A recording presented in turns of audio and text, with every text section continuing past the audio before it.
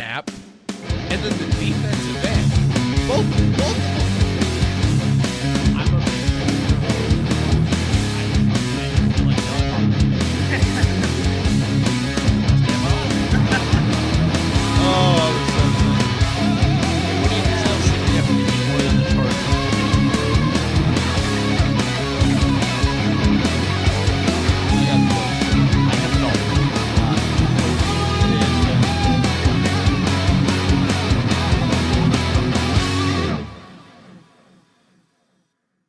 Welcome in, everybody. This is the Too Fat to Play podcast. I am Austin. That is Ryan. What up? And hopefully what might become the new normal, because apparently we need help.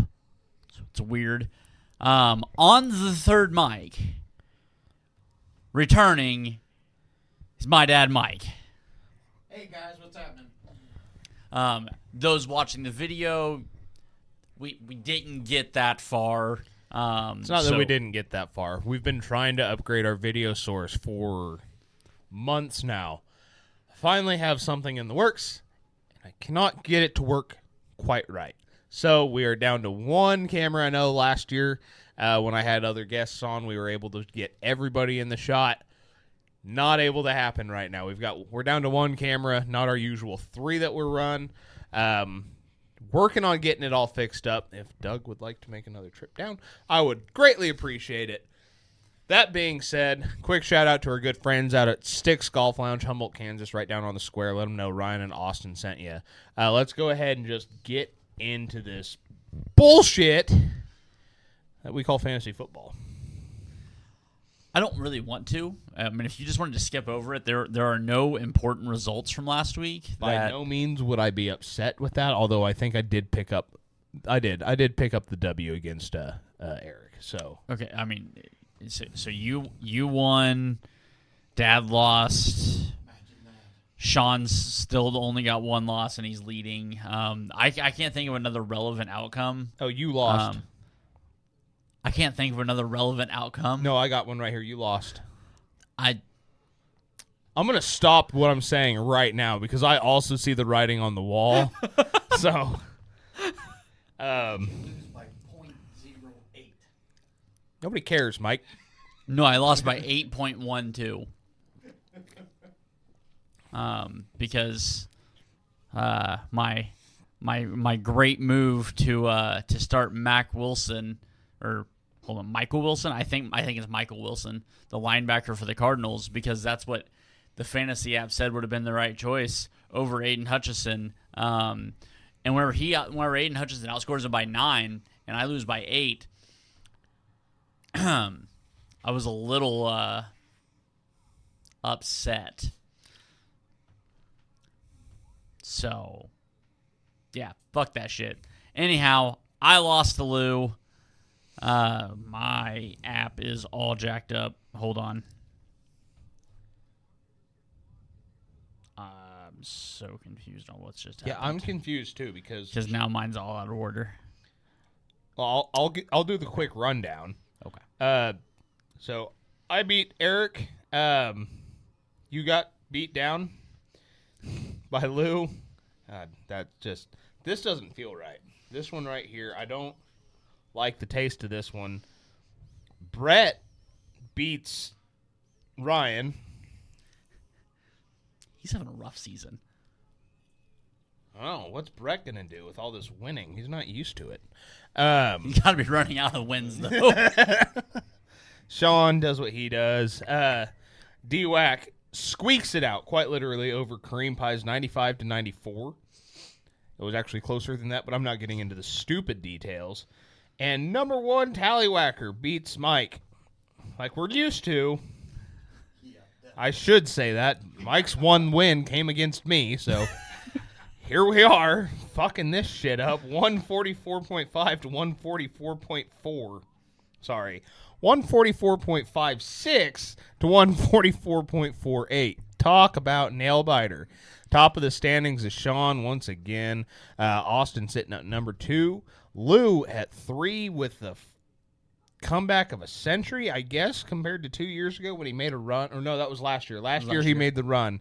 Tallywhacker jumping up a spot into 4th. Beefsteak drops 2 down into 5th. Fuck. Brett's in the 6th. playoffs. Say that again. No. Go ahead. Do it. Stewie drops down 1 into the 7th spot.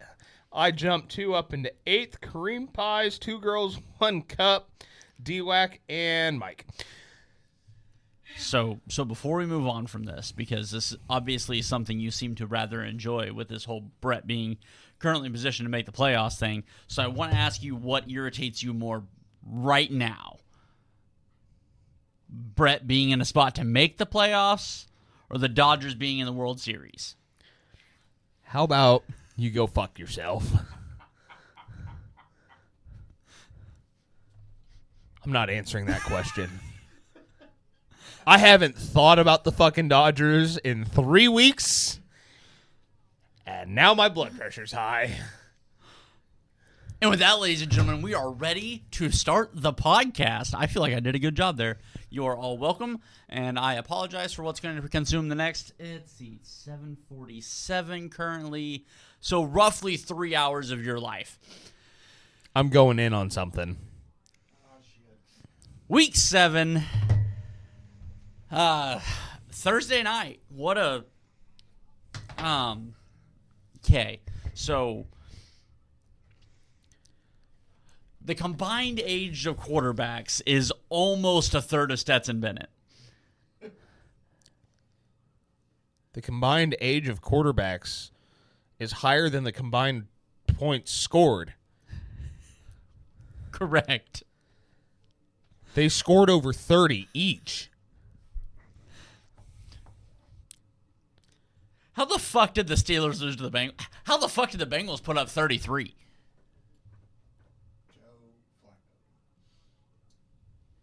Wrong, Jamar Chase. Remember, Joe Flacco figured out that guy that wears number 1's pretty good. I don't have the stats in front of me, and I looked at it and I was like, I need to remember that for the podcast. But I believe Joe Flacco had 35 pass attempts in that game. 27 of those targets were Jamar and T. how bad are the Browns? I think that's the question there. And Very. I think that's the answer there. oh, absolutely. Also, when Mike Tomlin, Oh my god, that is the greatest "this is gonna fuck me" situation I can recall. When the guy gets traded and you go, I don't understand trading a quarterback in the division like that.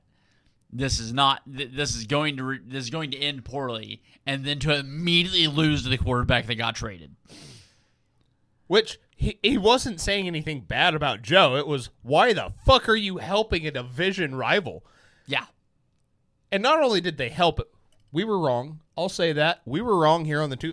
We thought Joe Flacco was kind of by the end of the game look like Stephen Hawking. Just immobile because, well, he can't move. And instead, both Walker quarterbacks,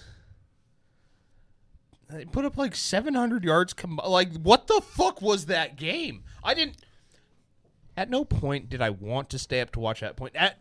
At no point did I try to stay up to watch that football game. I didn't even put it on. I was so ready for Joe Flacco to be the next Bengals quarterback on IR because of TJ Watt.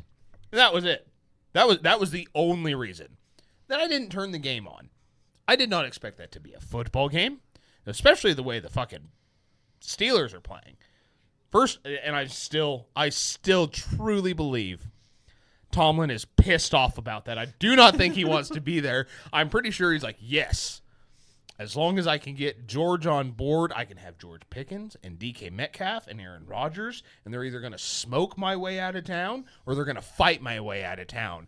And he's sitting here going, I'm going above 500 again, aren't I? I'm going to win the division. I'm going to have a 3 seed. I'm going to have a home playoff game.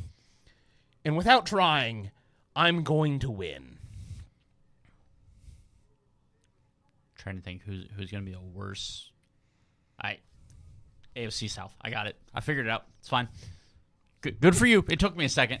I was trying to think. I was like, that would probably be the worst of it. Nope. The South. Well, no, because the Colts are 5-1, 6-1, 5-1. 3 seed still gets you a home playoff game. It's just in the wild card. Right. No, I know. Yeah. I was just trying to do the math on why they wouldn't be the 4 seed. Oh. Which still gets you a home playoff game. Right. It does. 6-1. Okay. Yeah, Colts are 6-1. So obviously, as the way it stands now, I think it's Colts 1. The 2 seed in the AFC right now. No, the 2 seed right now will probably be. I was thinking Kansas City or Pittsburgh, with the way the standings are currently. No, it's got to be either Denver or New England. I think it'd be I'm not sure I like this setup because I don't need to be fact checked with some bullshit like Denver and fucking New England are the 2 and 3 seed in the AFC right now. That's not what this podcast is about. This is about spewing bullshit that comes out to be true. What the fuck? No. We're moving on. What's the next game? We haven't even got to a game. Oh yeah, I guess it's gonna be the fucking international. I called it. The Jaguars are a bad football team. Yes, you did call that. Hold on, I now have significant questions. No, that's not what I wanted. That's what I wanted. I mean, this is what the Niners and Jags game should have looked like. Yes. If they didn't march an injured quarterback and 3 injured receivers out onto the field. If they would have just run with the fucking 3s like they have all season, this is exactly what the Niners-Jaguars game would have looked like. So since it was brought up... Bitch, don't you fucking do this to me. Would you like to hear what the AFC playoff picture as of today reads as? No, but you're going to tell me anyway. With the 1 seed in the bye, the Indianapolis Colts. Unfortunately, rightfully so. What is this season? The 2 seed, New England Patriots. The 3 seed, the Denver Broncos. I'm going to have a stroke. The 4 seed's the Steelers. The 5 seed's the Bills. 6 seed's the Chargers. And the 7th seed is the Jags. Chiefs are the 8th team, on the first team on the bubble. And the only reason because they've lost to the Jaguars and the Chargers. That's 2 of the Chiefs' 3 losses. Okay. The Chiefs also have a higher probability to make the playoffs than all but 2 teams.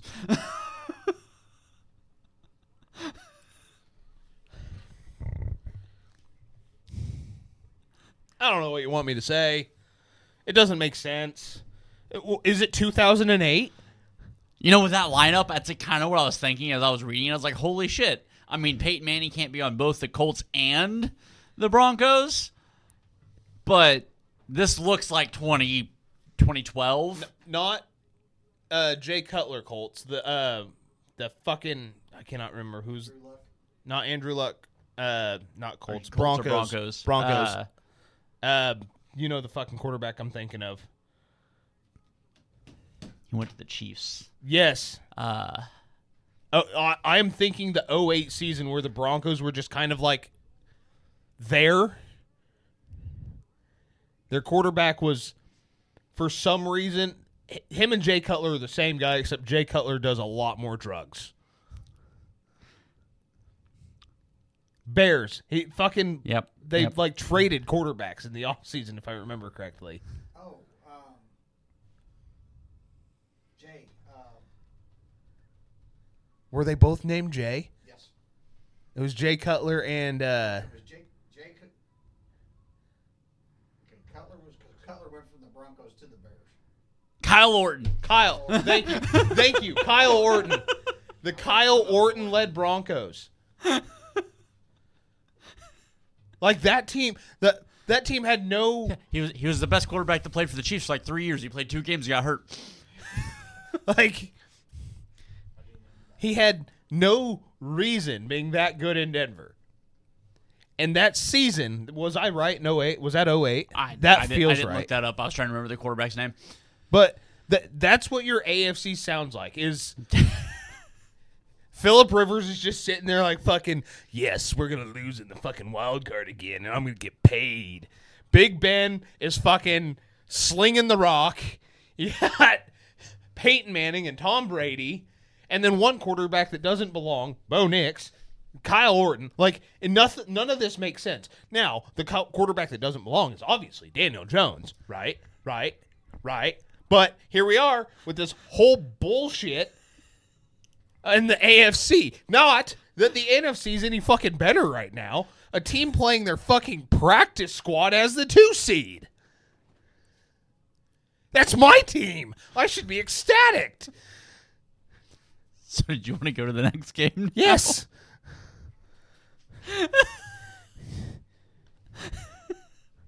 This is going to be problematic. Saints at Bears. The Bears defense is really fucking good. That team Holy is- fuck. That is one of the best defenses I have ever seen grace a football field. Caleb Williams is not playing great football. Can I say something Yes. just wild and potentially controversial? DeAndre Swift is like a top 3 back in the NFL. Absolutely. He's looking phenomenal. And he has been this running back since he got to the NFL, and nobody has fucking played his ass. No, I as a starting running back, it has agree. been so confusing. DeAndre, everywhere he's been, I've been like, just give him the ball. Just give him the ball. Just give him the ball. It's a wild concept. You give him the ball, and that dude is uber fucking talented. he's great. And I hate that the storylines coming out of Chicago are the progression of Caleb Williams. He's not playing good football. He's still finding the fucking ground for half of his wide receivers. Rome Odunze looks like a world beater, both outside and in the slot. You have DeAndre Swift in the backfield. And that defense is reminiscent of the 85 Bears defense. It is fucking beat the fuck out of you. And that's it. They don't care about anything else. That defense and the 3 catches the wide receivers actually have a chance to fucking have because the ball is being thrown so goddamn poorly. It's the exact opposite of what's happening in Tennessee. Because their quarterback is out there putting laser beams on their wide receivers, and they can't catch a fucking thing. If Cam Ward was in Chicago right now, they're still 4-2, but with like 75 points averaged a game. I don't know. I don't know that I believe in Cam Ward's decision to make it good choices. So It's no worse than Caleb Williams. I'm not disagreeing there. He can at least hit his receivers. His receivers can't fucking catch. Could you imagine if he had Rome Odunze running down the outside and that howitzer that he's got on the right side of his body? Could you imagine if he had A.J. Brown? I mean, he should, but that's that's neither here nor there. Although, have you seen that AJ has been linked to the Titans in a trade? I would lose my shit. I mean, I'm losing my shit now, but it would be. I mean, if he's going to force his way out, it's going to piss me off. Just prefacing this, it's going to piss me off. But if he forces his way out of Philly, you know Vrabes is salivating in New England. Oh, absolutely. You give Drake May, Diggs, and Brown.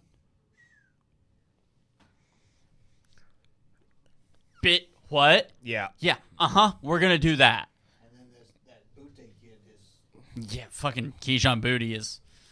I think he's the real deal. He's better than Hollywood. Hey, you guys remember how bad the Browns were? The Dolphins are way fucking worse. So question of They the week. put up 30. Question of the week is, McDaniel's not fired? I don't know why he's not coordinating the 49ers pass game right now. That's what I don't understand. How is he still in Miami?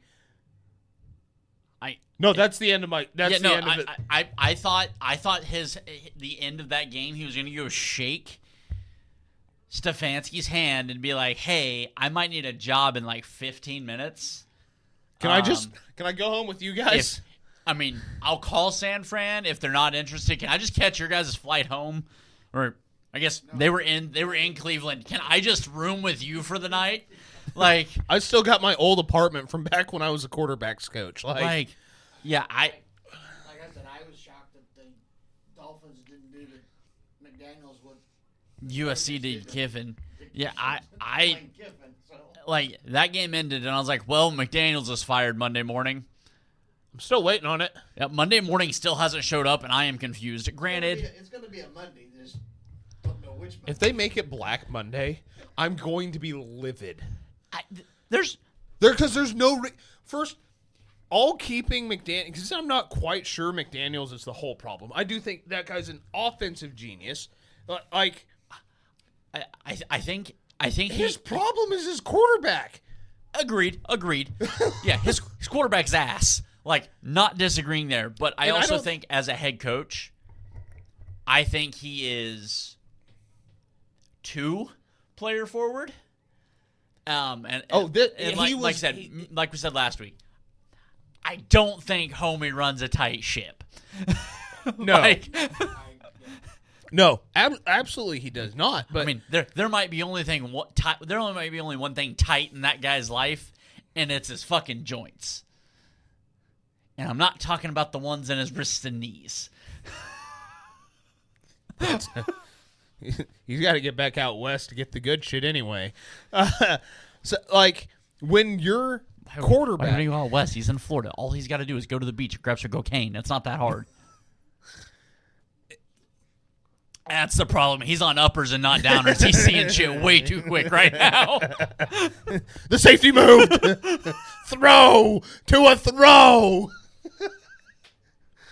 Now, when your quarterback comes out and blames the whole rest of the team after you watched him ground balls the entire and run from nothing. Not saying the offensive line's good, but running for his life when he has protection and when he has no protection, he stands there.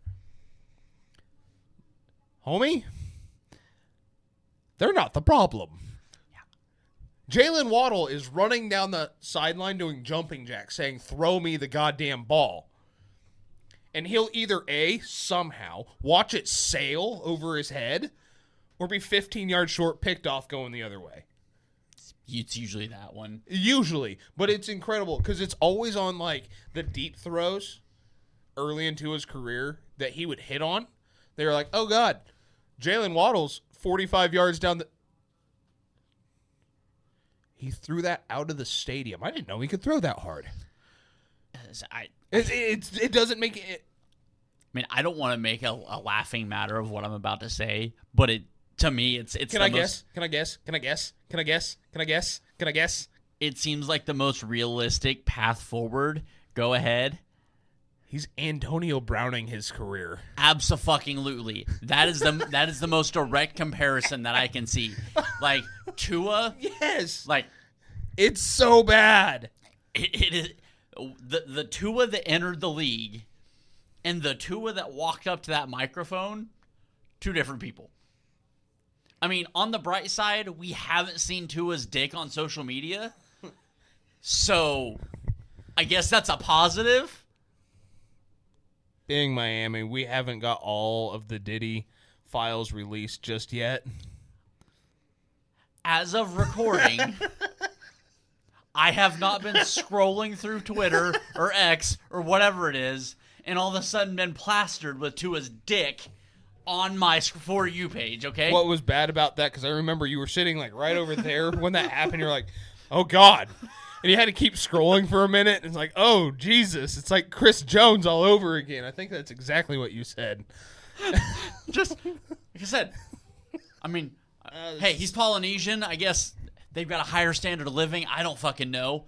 But, I mean, he's married, so maybe his dick pics are only going to, the wife and, I guess, lower-level assistants instead of Brett Favre sending it to higher-level assistants. I don't fucking know. But how have we not been sued? How many times have we brought up Brett Favre and his lawsuits? it's simple. 3/4 of our listening happens in this room. That's true. That's true. That's true. It's funny, though, because the other 1/4 is a Packers fan. It's weird that you count him. It's the only thing I count him for. All right. So, New England, as I said would happen, Vrabes went into Nashville, and after going down 10-0, beat the shit. Tried to make Tennessee. I watched him go up 10. I was like, I'm going to either look like a fucking genius or Austin's going to call me on my shit. I was like, oh my God, what's going to happen? Oh, there it is. I was like, all right, Tennessee's just that bad. Like, it started, and Was I went, surprised? No. the game started, and I went, here we go. Oh, shit. Oh, no. Oh, God, oh, God, oh, God. Oh, thank God. All right, we're back. We are so back. I was like, God damn it, he can't be right on this. Yeah. That was my whole watching experience of that game. Yeah, there was not much to watch except for Drake May just obliterate that defense. Yeah, that guy. It got out of the first quarter. He goes, I think there's a guy named Tom Brady that I'm supposed to be better than, and nobody ever said that, but he thought it, and he was like, "Today's my day." They set the franchise record for completion percentage. I mean, that's great and all. I also hate that that's a stat. Because I've watched a quarterback go 9 for 9 for 80 yards. You have to look for the asterisk that says a minimum of 25. Yeah. That's when it starts getting, like, impressive. Yeah. Brock Purdy's 25 for 27, like 393 or whatever it was 2 seasons ago. Especially. Yeah. That- Shit like that, great. I hate the highest completion percentage by a quarterback. Okay, I also watched Brady go 11 for 19 and a half and have 320 yards. Exactly. Granted, some unknown wide receiver had like 220 yards at the half. Didn't wear 84, did he? Oddly enough, he did. And hated Oakland. Like, He didn't used to play for Minnesota, did he? oddly, he did. And then he hated Oakland.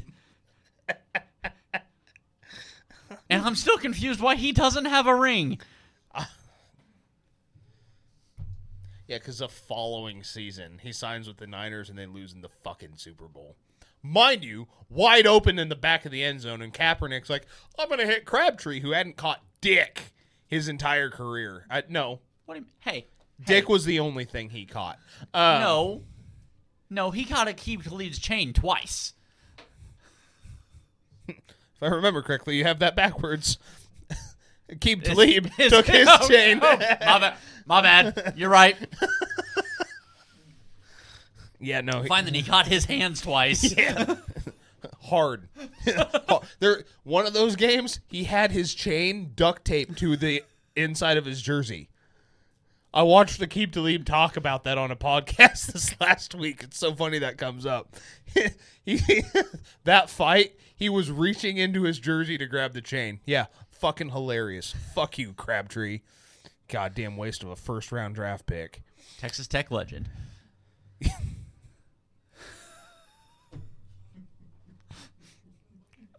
Yeah, the greatest player to come out of Texas Tech.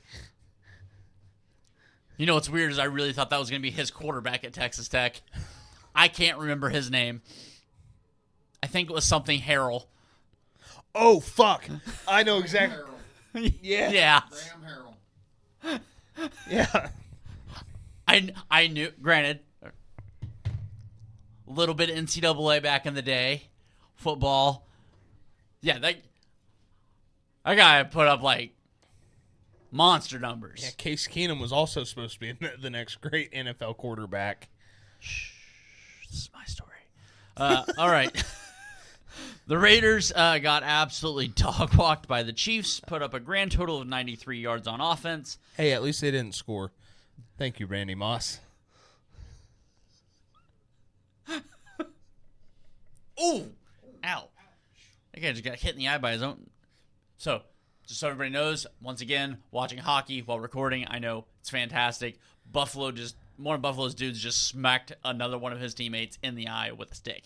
Fantastic. Moving on. Philadelphia beats Minnesota 28-22. Damn it. I'm just going to say, Carl's a fucking cheater. Minnesota had a chance to win that game, and then Carl, I don't know if it's the concussions, PTSD. Love for the Eagles. I guess. Yeah, He fucked us. Fuck you, Carl. I kind of called that. I don't give a shit. Fuck you, Carl. I was going to be right. I was well on my way to being right. I was so ready to be wrong. And then Carl did some bullshit. Well, he got some help. I try not to be the guy that complains about the refs. Worst fucking call of the week. Because there were two horrendous calls in the 49ers game. One going each way. Mm-hmm. One going each. Absolutely. The fucking, because I'm going to forget by the time we get to it. Diamador Lenoir's pass interference. Fucking horrendous. And I absolutely hated the intentional grounding. Mm-hmm. Technically, yes, he was inside the he was 20 yards behind the fucking line of scrimmage. How far back does a motherfucker have to run for his life before he gets to yeet that son of a bitch? Intentional grounding my ass. Then you get the worst fucking call of the weekend. Hawkinson doesn't catch that in the back of the end zone? Yeah. Because that changes the game. Yeah. They lost by 6. That was 6 points. What are we talking about that the ball fucking rolled when he hit the ground? When did Buffalo score 2? I missed that. The last time I looked, it was 1-0, and now it is 2-1. Yeah, I looked up, watched a guy get hit in the face with a stick, and realized it was 2-1. So I don't know. They must. That's 2-2 now. 2-2 fucking. We only watch high scoring hockey games on this podcast. That's it. Like I have seen the line go across the bottom of ESPN and saw hockey scores that were like 1-0. Last week it was 3-3 at the end of the first. Yeah, it was some bullshit. It was now by the end of the third period, when I forgot who was playing, St. Louis was up at like 9. I was like, all right, we're done. We're getting this one off the screen. But the TJ Hawkinson very cleanly snatches the ball out of the air, cradles it, goes to the ground. Yes, the ball hits the ground. Under control. Which is the rule. His arms under his body shift. Ball also shifts, kind of like he's holding the fucking ball. They rule it a touchdown. Then it goes to review. Every fucking angle, except for one. We're like, oh, you can see the ball bobble. If you timestamp it and turn that camera angle, you watch his fucking left arm shift as he hits the... This is a big motherfucker. This is like a George Kittle-sized human being who we have nicknamed like the white fucking silverback. Like he's a very large, scary individual. TJ Hawkinson, in his own words, George's own words, has said he's a better tight end than me, and we can actually see flashes of that shit. Yeah. Lands on a ball that he makes look miniature because he is such a large human being. Yes, it's going to fucking move. If he's got control of it, he's got fucking control of it. Yeah. Why? I understand needing to maintain possession through the ground. I absolutely hate that shit in the end zone because a runner doesn't have to maintain possession once they cross the goal line. You want to see some good fucking football and high-scoring games? What people want? As soon as you have possession, if your feet touch inbounds. I do not give a fuck from there. That's a score. That's 6 points. You fall, they rip it out of your hands as you're going to the ground. Doesn't fucking matter. Because if the linebacker runs up on a run play, rips it out of the running back's hands as he crosses the goal line, guess what? It's still fucking 6. I mean, we've seen Same it, goddamn we've seen it thing. this year where, I mean, diving over the top of the pile, the nose is on the goal line. As the nose is on the goal line, ball gets punched out. It's touchdown. The ball didn't cross. Right. The nose of the ball touched the line. Should be the same thing on a pass play. The goal line, it's a fumble too. Yeah. There seems to be a small epidemic in both college and the NFL. It's always in college, though. Like, it's always existing in college. Oh, yeah, and it forever will, and I hope it never goes away because it's actually some of the funnest shit to watch. I feel sorry for them after the fact for like this long because it's Hold on to the ball into the fucking end zone. It's not that hard. You know what prevents this? Spiking the ball against the back wall. or I'll do a quick call out before the fucking we get to the game. How about we dunk it over the goalpost, find your ass, and then use that fucking picture as our background on all of our social medias? The NFL's done that so many fucking I times. fucking hate it. I hate. Hell, Kamara. When they find Kamara for his cleats, they used Kamara's picture as their header for the Christmas games, and then they put his cleats in the Hall of Fame. After fining him $30,000 for wearing those cleats. My other favorite one is Ezekiel Elliott in the fucking Salvation Army. Yep. Pot. Look. How are you going to fine a motherfucker and then profit off of that? Yeah. The NFL. I can't fucking explain And then encourage donations, which is exactly why he did. exactly what he did. That celebration was designed to drive donations, and then you find him, and then use that photo to drive donations. Also, as a promo for the holiday games. Yeah. It was on it was on TV and commercials. Yeah.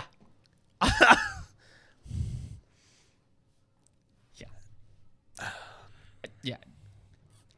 Now, so the refs have done everything in their fucking power this year to make the game about them. Every fucking game, you can pick out 5 or 6 calls that are just so fucking either ticky-tack or non-existent because the refs want the attention on them. I think it's a ploy to get full-time refs.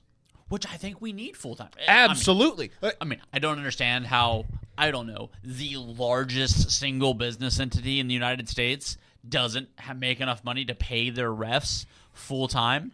I mean, it would only make sense. You have a multi-billion with a B dollar product. I'm pretty sure, I mean, I would officiate for $150,000 a year. I'm not even going to be that fucking guy, but I'll be that guy.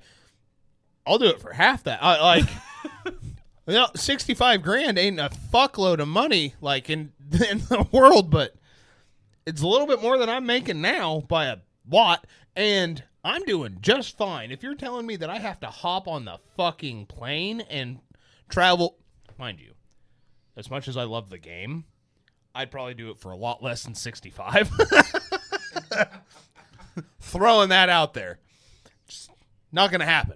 I understand because you guys are fucking retarded. But throwing that out there. It also involves running. Oh. More than your mouth. Oh. Although I will say those fucking pool reports would be phenomenal. Definitely be entertaining. The Vikings got fucked. I mean, every which way, they shot themselves in the foot at the end of the game, and they had no chance. No chance, especially when that call got overturned. The life got sucked out of that team when the touchdown was taken off the board. And fucking Carl. Fucking Carl. Called it. Carl. Carolina puts up 13, somehow wins. Can't exactly. How did they only put up 13? That's the only question I have. Like here I am. How many- trying to convince myself? Fuck you. Fuck anybody that's listening. Trying to convince myself Carolina is a legitimate football team, and you put up 13 against the Jets.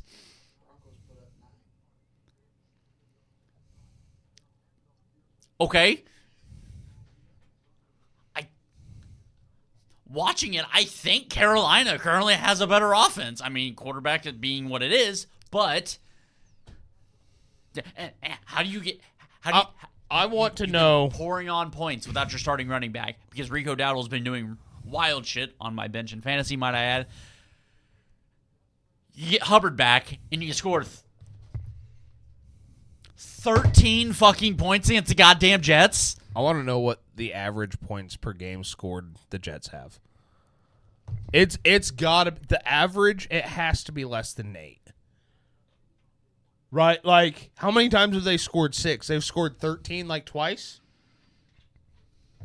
It's got to be less than 8. The New York Jets points per game for the 2025 season it ranks 27th in the NFL. Hold on. Stop right there. 27th? There's a team. There's 5 teams that are worse. I have the list. Give me the list, then give me the points. All right. You want to go worst to? Let's go 27, 28, 29. Okay. Yeah. Okay. So, let's see. The Jets. Okay, so we've got Jets, Atlanta, New Orleans, Cleveland, Las Vegas, Tennessee. Atlanta's on that list? Yep. How in the motherfuck is Atlanta? I've seen that offense put up 31. They also lost 30-0 against Carolina.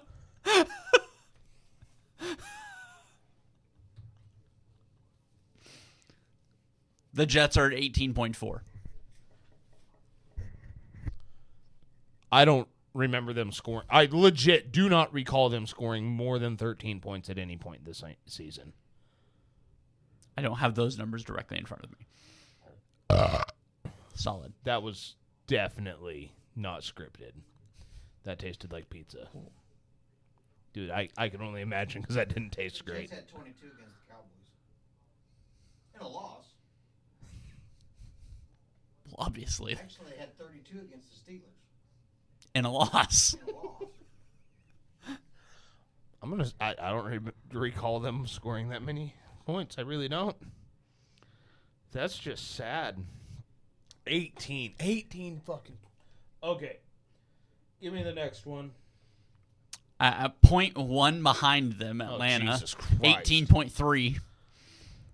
New Orleans at 17.9. That just doesn't even. Because put New Orleans or Atlanta against the Jets. The Jets get demolished by both of those teams. Correct.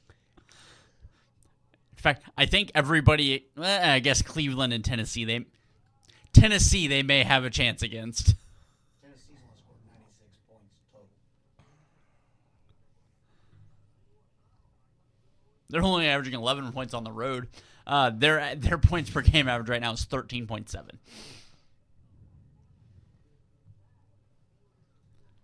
Stupid questions get stupid answers, I guess. Jesus Christ. What was I going to do with that information? I had nothing. I knew the Titans were bad, but I didn't just. Moving on to the most spectacular loss of the weekend. The New York Giants giving up 33. I repeat, 33. That is a 3 and a 3. That is 2 points shy of a full fucking 5 touchdown slate in the fourth quarter. Technically, that could still be 5 touchdowns minus the 2 extra points. Yeah, I get it. I'm just. Well, that'd be the Giants missing 2 extra points. They did cut their kicker this week. You want to know what I did during that game? So the afternoon slate started, right? And I was like, fuck, I have got to go outside and mow.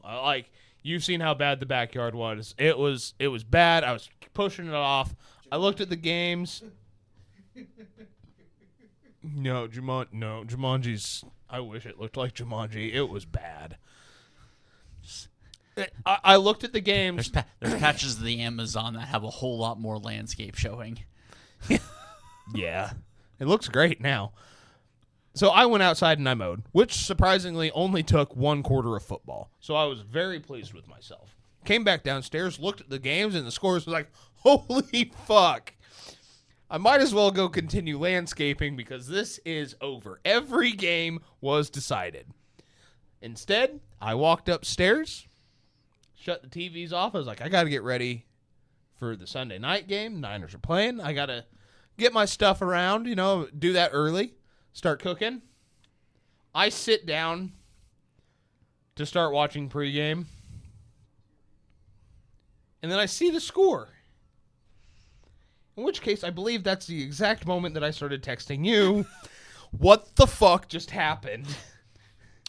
So, at the end of the third quarter, I, like any other grown adult who has a family to take care of, was like, this game's over. I'm going to go cook dinner. I'm glad we were doing the same thing. I walk back in the living room, and Red Zone, because of course the game's ended, and Red Zone's after viewing screen was up, and Sarah goes, how do I fix this? And I was like, just put on Sunday Night Football or Football Night in America, what the fuck the program's called. I was like, put that up. She pulls it up, and they're talking about Denver winning the football game. I don't remember what I was cooking. I remember putting it down, walking around my peninsula in the kitchen and going, the fuck did they just say? Because I knew 2 things in life. The Raiders suck, and the Giants won that football game. That sounds about accurate. And then go ahead and finish out what you're going to say. Then I want to say a couple of things about the game. And then I have some comments about what happened after. Okay.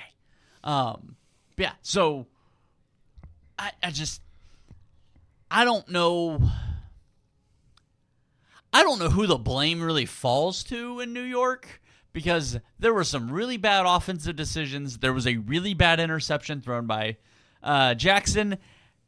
Obviously, the defense. At the same time, though, Jackson and Cam were the only reason that they were up like they were. Name another Giant. Like I said, I hate Eli Manning. You're fired. Active. Fuck Amani Toomer. And his signed jersey. Fucking bullshit. Yeah, I couldn't believe. Bo Nix said, "Fuck it, legacy game," and he pulled it off. End of the second, and it is a tie game. So, hockey baby. All right, so I guess I think I'm out of shit on the game. Yeah. So once again, all to do. Cam Scatabo. I will not say Scataboo until he comes out and fucking says that is how it is pronounced. There's 1-0 on the end of that. That is not my rant. That will be coming momentarily. Jackson Dart's interception was fucking awesome. Because it just set up for what happens to be the most bullshit fucking response from a backup quarterback I've ever seen in my goddamned life. Because it sparked the loss, right? That interception, rookie mistake. I mean, how many times have we seen a rookie quarterback come out and make that same fucking throw after playing as well as he did? Every fucking time that they're on the field in the fourth quarter with a big lead. Usually doesn't end in a loss. But the Giants are the Giants. So, if anybody hasn't heard, Sean Payton came out and said after the game, I had a conversation with the Mars. Told them I was really hoping that they would wait to bring out Jackson Dart until after our game. Paraphrasing, I think what I said was a lot more aggressive than what Sean Payton had to say. To which case, a former Super Bowl MVP, Super Bowl fucking winning quarterback, one of the all-time great dual threat quarterbacks, And a future member of the Hall of Used to Be Really Good.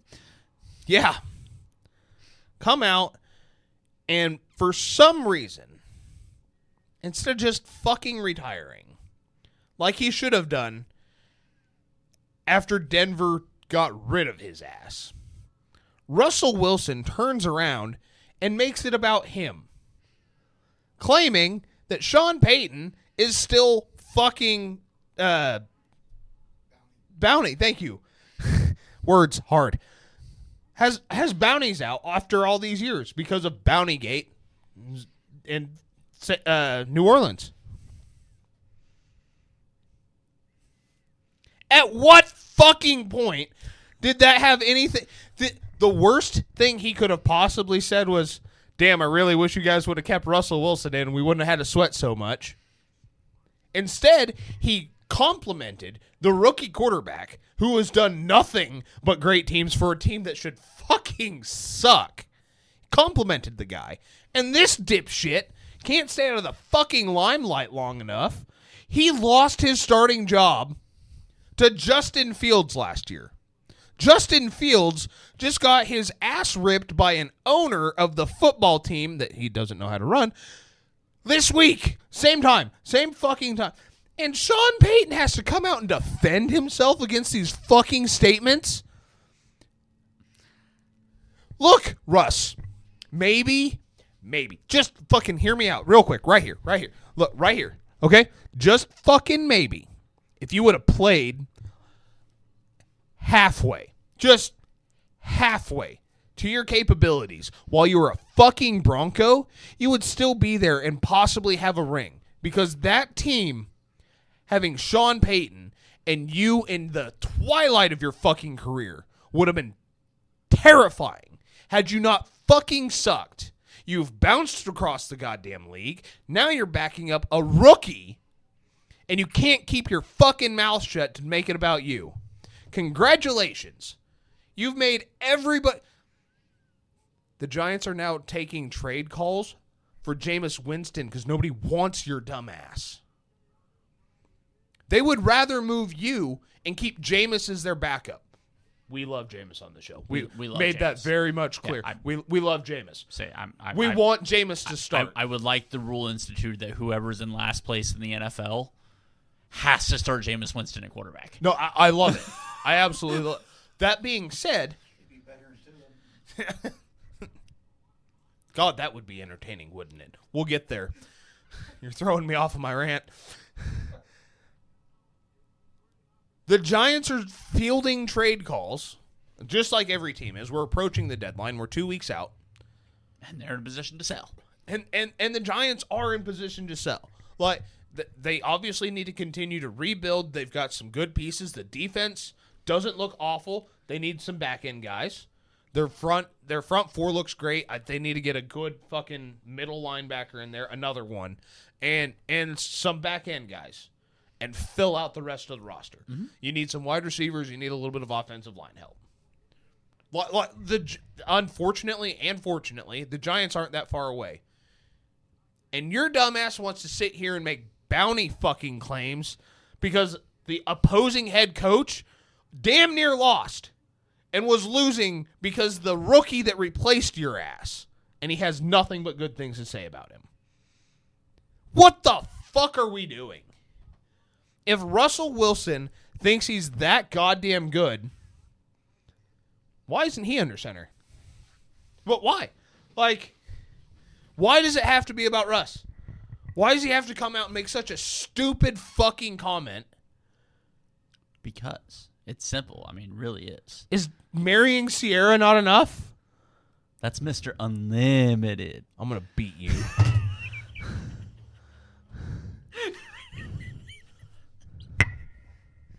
Video later, boy. Ready to move on? That was the whole thing I was waiting for, was just a gap to just throw in Mr. Unlimited.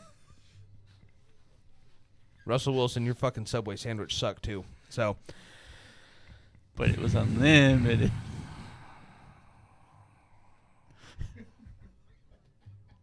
what am I even doing here?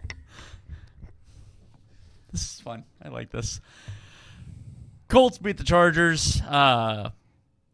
And honestly, the 38-24 score feels closer than that game was. The Colts. And let's absolutely- not forget that Nick Wright has the Chargers in his tiers listed above the Colts. It makes complete sense, really. I will not let the Nick Wright hate go because he has a job that pays him to do shit takes, and we do it in my basement for free.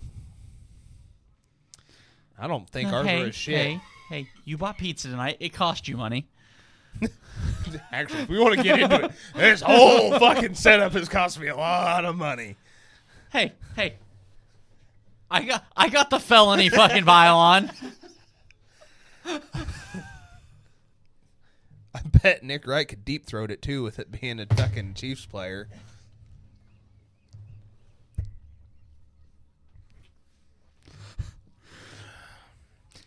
Accurate. Yeah, the Colts are Probably talk around it too.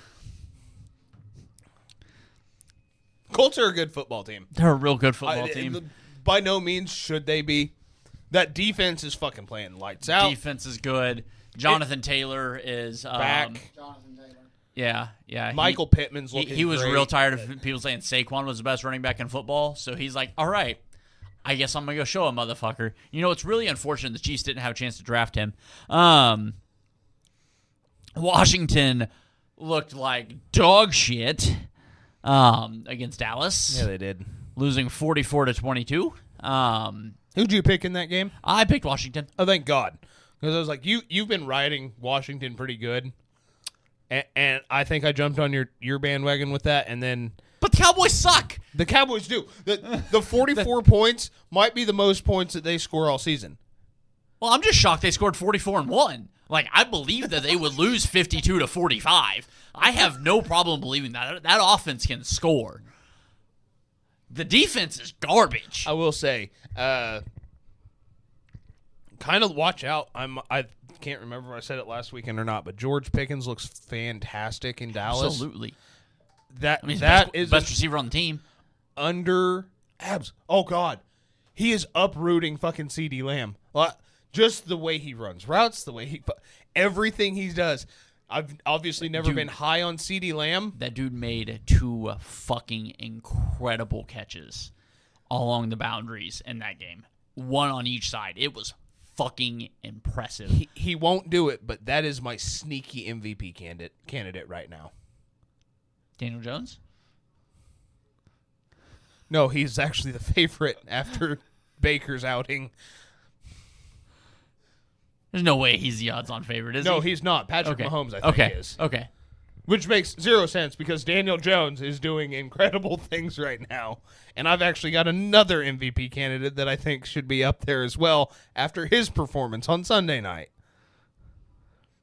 CMC was fucking... I was going to say, it wasn't fucking Kendrick goddamn Bourne, I can tell you that. Bastard. CMC's like the number 6 wide receiver in the league right now.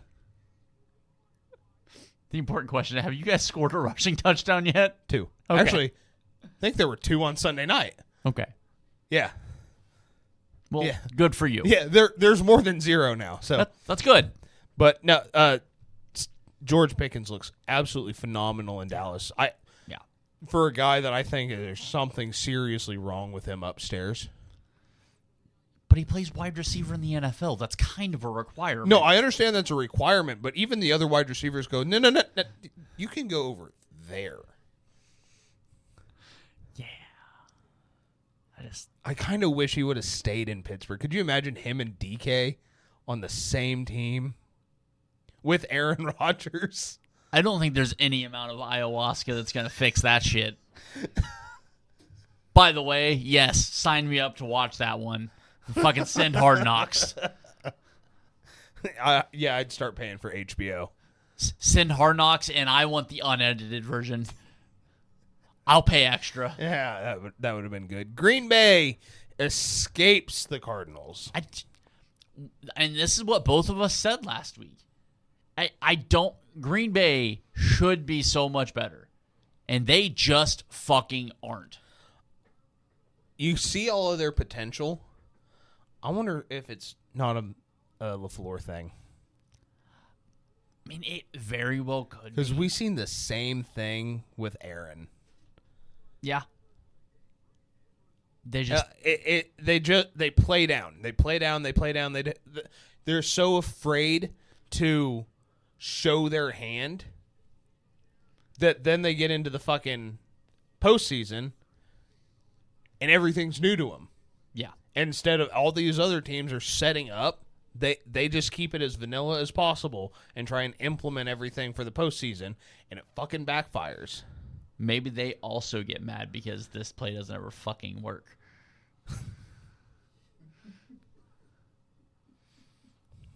Best live mic call I've ever heard on NFL broadcast. I'm so glad that they didn't have a fucking delay. Oh, so great. This shit never fucking works. And then hand it off for a first down. I love it. An easy first down because Yeah. Hunt didn't get touched till he already had the first down before he got even any kind of contact. It's fucking glorious. Sunday night, Falcons take the hot L to the Niners. Bringing George Kittle back apparently means that you can run a football. When you get to play with 4 left tackles,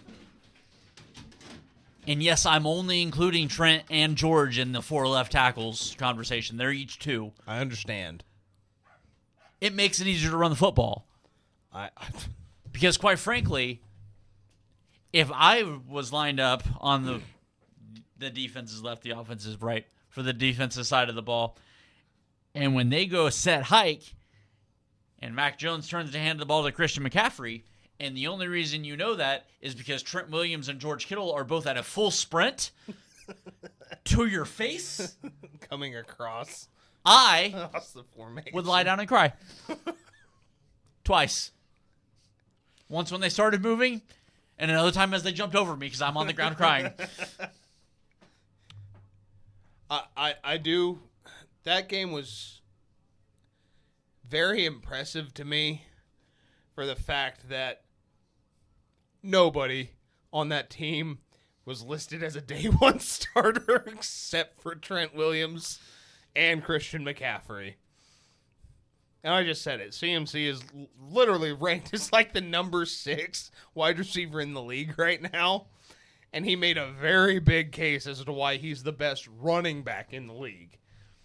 Next to the other best running back in the league in Bijan, because that guy's fucking monster. Yeah, that guy has earned all of the flowers, every bit of it. I do want to say something about Michael Penix. I think he's going to have a very good NFL career. He has moments where you're like, this game was not indicative because Robert Saleh did the absolute most incredible thing in the entire universe. You lose Fred Warner, and he turned around and said, that guy also wears number 48. And he plays middle linebacker too. 33 seconds later. Yeah, he came back. No, I seen him go out. I was like, oh, great. We're on our backup to the backup, who's actually our 4th string. We're fucked. Nothing. Not a single drop off. That was the most impressive thing to me. Yeah. Every gap that you expected 54 to be in, 48 was in. And if he continues to play that instinctual football, which what I think a lot of times happens, especially in the linebacker spot, the good players have the instincts but run the play. The great players know when to run the play and when to jump on instinct. Yeah. Roquan Smith is fucking phenomenal with that. Obviously, Fred Warner's phenomenal. You go back through, it's leave the assignment, hit a motherfucker. Yeah. And I don't know I'm how many not here to run the play. I'm here to play defense. Yeah. I don't know how many times I watched Tatum Bethune. He might not have got the tackle, but Bijan gets the handoff and 48's in his hole. Mm-hmm. And he has to kick it to the outside.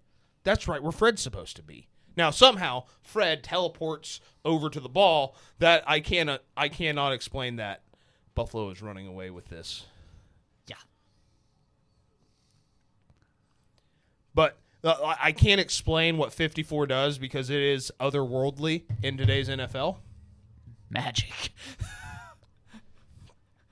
There's wizardry and buffoonery afoot. That feels both too simple and not complex enough for what actually happens. He's a hairy wizard. How does Atlanta beat Buffalo, but yet they lose to Carolina 30-0? What is Atlanta? We've got Bijan Robinson. Young.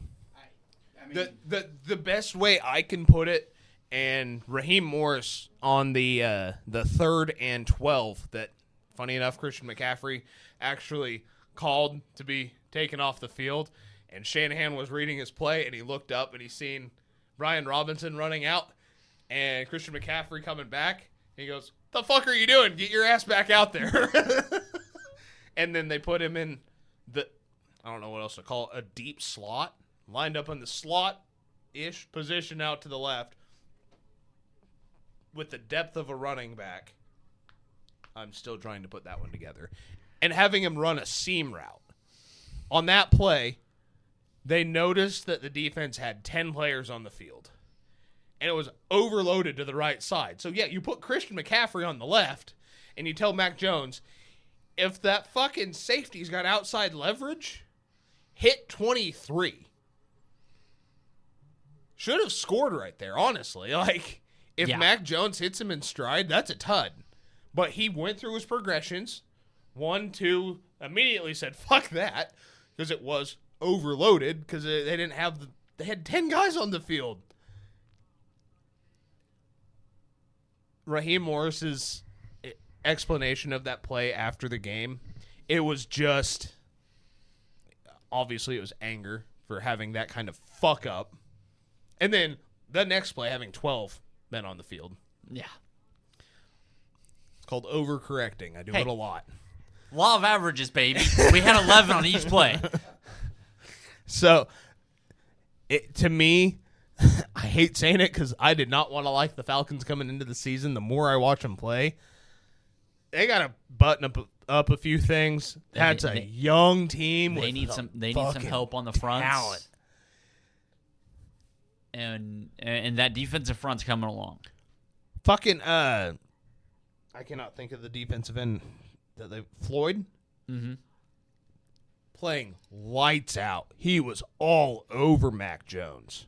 And I mean, obviously, don't know what the whole situation is with a certain defensive tackle that's currently a free agent, most formerly of the Raiders. But if you add Christian Wilkins to that defensive line and have a legitimate inside guy and let that rookie and those guys really get the chance to go one-on-one. Let that rookie be a 3 technique in the middle. God. Yeah. Bring in a 1. Bring in a 1 technique and have him be a 3. Holy fuck. When our center went down, Jake Brent, of all the injuries, our center goes down. Our backup center comes in. I was really very much terrified because I thought Martinez was going to be the quarterback for the rest of the game because Mac Jones was going to die. Backup center looked great. Fucking had his hands full, just like Jake did all day. That interior, I don't remember his name, but that interior lineman that the Falcons drafted is so fucking good. He is a great 3 technique. They have him playing a 1 right now because they don't have a 1. They need to bring in a big motherfucker in the middle to just smoke the center and set him on either side. Number 1 that might be available at the trade deadline that plays for Tennessee. No. We've discussed this. He's a Chief. I don't want a lot in life. Give me Breece Hall, Jeffrey Simmons. Here's the issue with that. And by all means, go after it. You're going to waste your money. Because Spagnuolo... I just want it for this year. After this year, you can fucking go. That's what I'm saying. It's a waste of money because Spagnuolo has no idea what to do with a fucking elite defensive lineman. He tells Chris Jones, go do whatever the fuck you want because I don't know how to coach you. But he can do that with Simmons, too, and then I don't have to worry about either side. I made the comment to you. If any of your edge rushers, Karlaftis, Felix, give me any one of them. Throw them in fucking Detroit, Minnesota, San Francisco, L.A., Rams. You put them in any one of those, I guess, Seattle-style fucking Seattle. Mm-hmm. Not only are they elite pass rushers. I still don't believe George is. I still don't believe George is. I don't give a shit. I don't care what anybody says. I don't care what the numbers say. I still don't believe George is an elite pass rusher under any circumstance. That dude is number 2. Spagnuolo has no idea. If he had Nick Bosa would look fucking average on that defensive line. And it's starting to royally piss me off because I've also never seen a coach that can coach a fucking secondary like he can. Yeah, his secondary is his back 7 holds you to nothing. His front 4 makes you go, what the fuck? Which is, I think, what pisses me off now, like keeping on looking back at it over the Super Bowls that we've played against each other. It's all coverage! I should be coverage! There's no pass rush! Yes, Chris Jones got free to end the last one. I understand that. He didn't get free. They let him go. He didn't get free. He was free. Exactly. There's no fucking pass rush. Why the fuck? And the more I watched the game against the Raiders, I was like, Max Crosby would look shit in this fucking defense, too. I was like, I don't care what. Throw more corners out there. Throw more fucking coverage. Rush 3. You want to see the best form of the Chiefs' defense? Rush 3. You want to know why? Because now you've got an extra guy just following the fucking quarterback. That it is so goddamn aggravating because I hear you bitch about it, rightfully so, every fucking week, wanting pass rushers. I'm like, I look at it now, I go, what are you going to do with them? Pay him a lot of Charles Omenihu is doing what for you right now? But I've said this. I need the premier defensive end because I need him to be good enough for Spags to be like, I can't help you. Because the only defensive lineman I have that is good also can't fucking self-regulate because he watched the fucking Jaguars go, I think I'm going to walk into the end zone on this one. The dude was on the fucking ground, and this bitch stands there like, is somebody going to get him? Hey, in his defense, I still believe that he probably made the right play. Let them score so you can get the ball back to Mahomes. Then Mahomes threw an interception. But the more I fucking watch it, the more pissed off I get because how you build a fucking football team is in the trenches. That, to start your fucking dynasty, obviously we've seen it go the opposite way, like in the later years of the Patriots dynasty. Their trenches weren't as great, but it was still, the game was won there. It was lost there. How the fuck do you have so many goddamn Super Bowls? It's just coverage. Run the fucking slant route. You want to know how you beat that shit? Fucking slants. Quick slants. I watched my team run up and down the fucking field with this shit and Christian McCaffrey on screens. And one goddamn play because Chris Jones was left unattended. And now it makes Spagnuolo look like a great fucking defensive coordinator. He's not a good defensive fucking coordinator. He can coach the fuck out of a corner and a safety. I am not taking that from him. That is not a good scheme. Well, he knows when he's beat. You want to know how I know he knows he's beat? Because he rushes 3 and blitzes 7. And that's where he gets, is because just like the game against Buffalo on that 4th down play, that Kincaid should have caught the ball. But they thought the blitz was coming from the left, and it come from the right, and Josh Allen walked right into the blitz. He could disguise that corner blitz like nobody's business. He's fool everybody with when he sends that blitz. Okay. And I know what the answer is going to be from you two idiots right now. Right now, I do. I know where I'm fucking sitting. I understand what I'm about to say.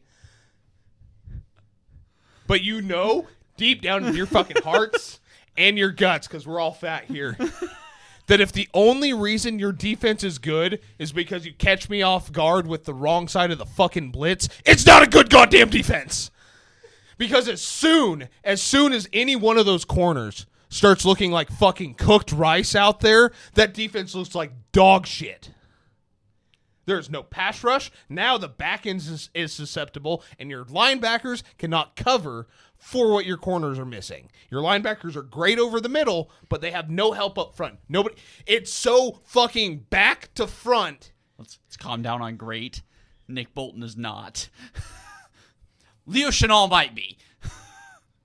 I watched your defense allow 0 points. I get it. Terrible fucking Raiders team. And then I watched my defense full of fucking grocery baggers. I was like, one of these is a great defense and the other one's bullshit. The other one's won fucking 5 Super Bowls, it feels like, in the last 3.5 years. And the other one gets beat by that fucking team. I watch literal greatness outside of the Bears defense. Maybe the Broncos. Name a better defense right now than the Niners defense. On a points per game basis? On a play-by-play. Oh. The Chiefs allowed 0. Exactly. You guys see it? I'm arguing with morons. I'm a moron myself. Hey, man. I absolutely fucking hate it. The NFL this year doesn't make any sense. We've acknowledged that. I'm not the only guy watching football games that sits up at night going, how the fuck is the Chiefs defense doing? They don't have any pass rush. It's not that they don't even have there's not even a coverage sack. They're not even getting coverage sacks. They're just getting them to... They wait 14 seconds and throw the ball away for 3 downs in a row. The quarterback sometimes turns around and gets lost and runs into fucking Karlaftis. Let's end this before I have an aneurysm. This is exhausting. Because you're having fun with this, but you know I'm right. I mean, I'm not calling for his job. However... Oh, I have been begging for a pass rush for, I don't know, 6 years. Then fire his ass and get somebody that knows what to do with one. But I have 3 Super Bowls with him. How many have you got? Fuck you! I've got 2 against you. So, I'll throw this out there. I'll throw it. I'll fucking do it. And I know, I said that was going to be the downfall of my argument from the fucking beginning. From the absolute beginning, I said that's going to be the downfall of my argument. I understand that. I'm okay with that.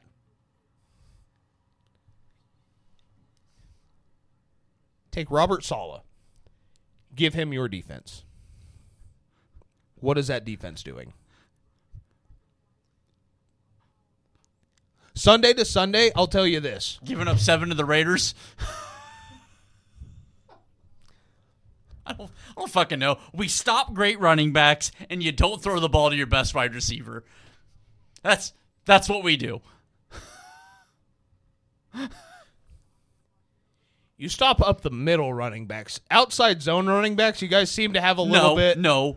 We struggle against wide receivers getting the fucking touch pass or the reverse play. That's what fucks us. The running backs on stretch plays we can handle, especially with Leo. Thank God for Leo. It's the wide receivers that have a running start.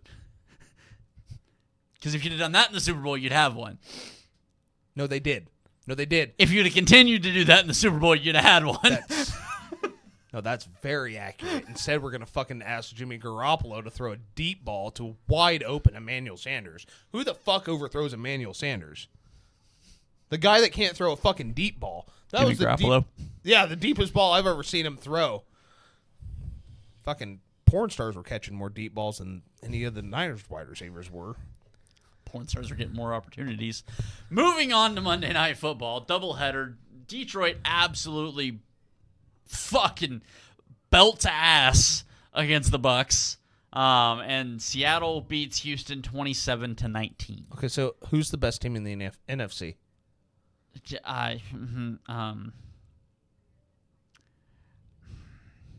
Is it still the Bucks?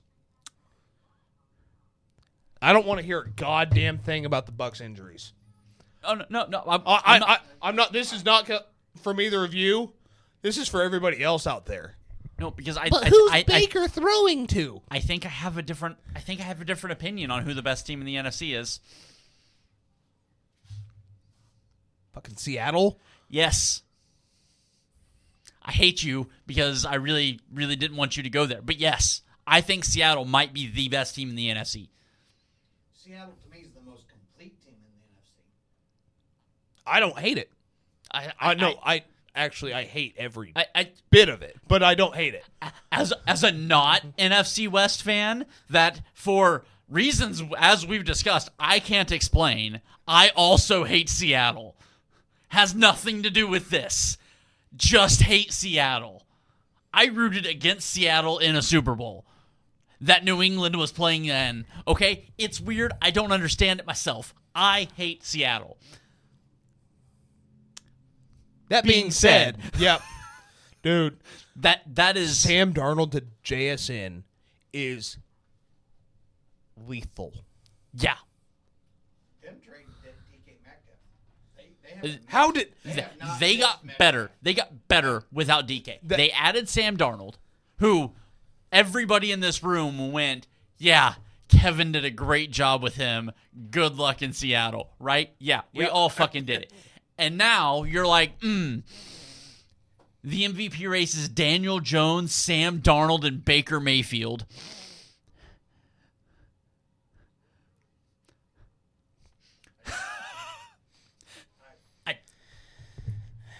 For the love of God, I beg somebody explain to me. What sucks about the MVP race is we know one of the big three is going to get it.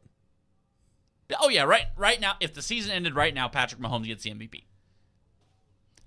It just pisses me off. There's a big difference between the MVP award and the MVP of football. We all fucking know that. Because if it was the MVP of football, Trent Williams would have, like, how long has he been in the league? Yes. Okay.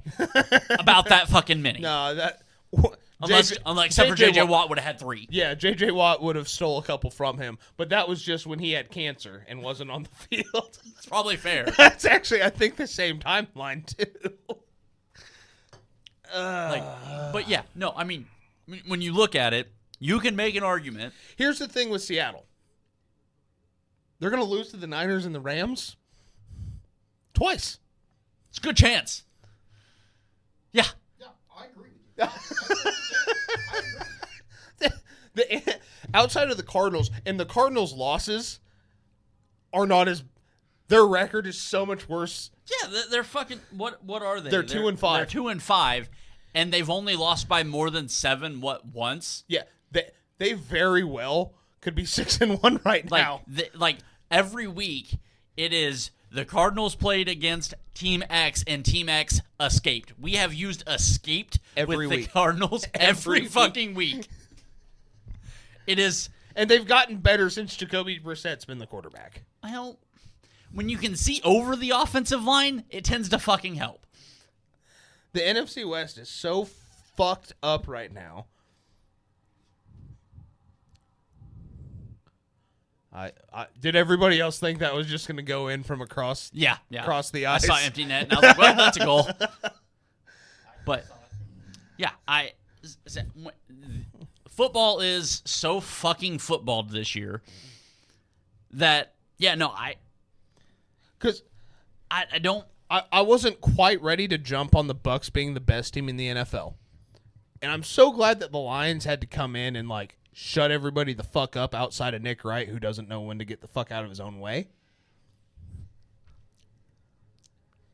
But Been notated a few times on this podcast. I will continue to notate it until one of us has his fucking job. I mean, I would just be happy to have a job doing what he's doing. I don't even need his job.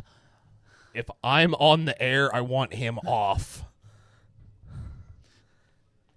And what sucks is I bet he's actually a really nice guy. I just feel like fucking hitting him. So, like the top of the NFC, you've got the Seahawks, the Lions.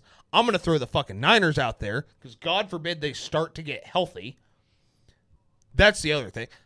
That team is so hurt right now, and they are 5-2. That should terrify everybody. Kind of like the Lions not looking quite right by the time playoffs get here. That should fucking terrify you because they're going to be coming. I do not have the Packers up there in the NFC. I do not have the Eagles up there in the NFC. The Rams, maybe the Bears. Maybe. And not even the Bears is like a great team, but like a fringe get-in team. Yeah. Because, like I alluded to earlier, the best defense in the NFL. Very quietly, too. That is not getting enough attention. The best defense in the NFL, one of the best run games, with a wide receiver that, when the ball gets to him, makes plays happen. So, aside from the Seahawks, the Seahawks, the Bucks, the Niners, and the Lions, maybe the Rams, because the Rams are so up and down. The Rams are a very heckle and jive team. Yes. They are. Yeah. You never know what you're going to get. Because one day Matthew Stafford looks like he's 25, and then the next game he looks like he's 55. 53. So, And then you've got the NFC, just three of those teams being in the NFC West. All three of them could make the playoffs, which it's so funny for obviously us being NFC West and AFC West fans, or at least our teams are in those divisions. Everybody wants to talk about the NFC North being the most difficult division to play in. Nobody wants to talk about the West. Nope. the AFC West gets a little more publicity on being tough because of the coaches. Yeah. Yeah, I'll take that. They say that the four coaches in the AFC West have definitely promoted the brand, right. I guess, for lack of a better term, of the AFC West, because you've got 3 Super Bowl winning coaches in it, and Harbaugh. And the only reason Harbaugh isn't is because of Michael Crabtree. We talked about this earlier. and I may or may not. I'll say it. Crabtree runs his fucking route. He could have actually got to it. No, Richard Sherman touched him. And then in the NFC West, yeah, you guys obviously have the coaches that help provoke that. You've got. Oh my God! It was right there. just missed empty netter. The fucking on the field gameplay is very NFC or AFC North-esque. The hatred between the Seahawks and the Niners, the Rams and the Niners, even the Cardinals and the Seahawks. There is absolute hatred there, and it does not get picked up on as NFL rivalries unless it's in the playoffs. And I mean, I'll go ahead and say it. Give it 20 years. If all three of those, if the three guys on the big three teams, I don't think Gannon's going to be a great head coach. I'll go ahead and say that. But from what I've seen out of old boy in Seattle, which I can't think of his name at the moment, you've got McVay, who is already a borderline Hall of Famer, and Kyle, who God is, forbid he gets his first one. It's Yeah, an I'm- Andy Reid trajectory. We've Yeah. talked about this. yeah, he gets over that hump. He is going to do great things with Patrick Mahomes whenever Andy Reid retires. Oh God! You want to see me lose my fucking shit? I'll flip this goddamn table. Shanahan's going to be he could be very much in that boat. He's going to spend 15 years with the Niners and get so close so many times and can't get that. No, Can't I get the big one, and then he's going to go somewhere else, and the chips are going to fall. Just like, I mean, Reed got the quarterback, and Granted, 4 years into his coaching tenure, but right, but he got the quarterback. But Yeah. up until then, nothing against Alex Smith. Alex Smith's a hell of a quarterback. Alex Smith isn't Patrick Mahomes, and I think that I mean I can see Shanahan being in the same. So my only thing with Shanahan, and I guess my argument against that, is he is so not. If it was about quarterback, they would have never given up on Trey Lance. right. No, he is Christian McCaffrey is his Patrick Mahomes. right. CMC, and we've literally, obviously you have to. It's three facets of football. Jake Moody doesn't miss the field goal. Dre Greenlaw doesn't go out. Like his offense did absolutely everything he needed to do to win a game. The other two facets of the game, Yeah. literally failed him. One of them was coming off the fucking sideline. Not even a hard fucking push. Just snapped his ACL. Achilles. Yeah. Just like Yeah, I think Jake Moody missing the field goal is irrelevant if Dre doesn't go down. I mean, me and you have talked about that. The biggest play of the Super Bowl that year was Dre tearing his Achilles running off the sideline. That was the biggest play of the Super Bowl. he had the entire field on lock. I'd never seen That I've had the privilege of watching nothing but great linebackers my entire life. That was the greatest display from a linebacker I had ever seen. Dre Greenlaw was on his way to a Super Bowl MVP. He had everybody on lock. I feel that just from football terms, that's where I feel bad for Shanahan, because he's like, my quarterback, 7th round, last pick of the draft, did everything right. My running back looked phenomenal. My 7th round wide receiver threw a touchdown pass. And I lose the spark on defense and I miss a field goal. To beat that team, it had been proven. Didn't block Chris Jones. You just, there's like, it was Just like any good defensive coordinator, you didn't guard McCole Hardman. Thank you, Steve Wilkes. You fucking secondary dumbass. You know who's good at running the secondary? I'm going to hit you. I'm going to use him to hit you. I'm going to hit you with him. You ever hit a motherfucker with another motherfucker? I'm about to. I just... And see, maybe that's where my hate for secondary guru... Because, like, my secondary did look great. They did. I had no fucking pass rush. Yeah. I had no pass... The secondary looked great. And maybe that's where my absolute hatred for it goes, because I just... How the fuck does that work? Yeah. I get it, because you guys had no pass rush with Nick Bosa. There's my argument right there. Even with otherworldly, Spags wouldn't know what to do with them. He couldn't scheme Nick Bosa into a sack if he tried. We'd be talking about Nick Bosa like you do with fucking... He got lucked into one this fucking week. I don't know how he did it. The dude's quads are as big as the table that we record on. What do you mean, how the fuck did he do it? But you're not wrong. That's the... I don't know what to do. Because I know I'm not wrong. But you have the fucking Super Bowls to say that you're right. So do you want to talk about Week 8 now?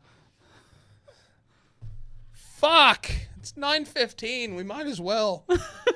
God damn it. If you'd like to continue reminiscing about the Super Bowls, I'm here for it. I'm not having fun. I was just trying to help. Jeez.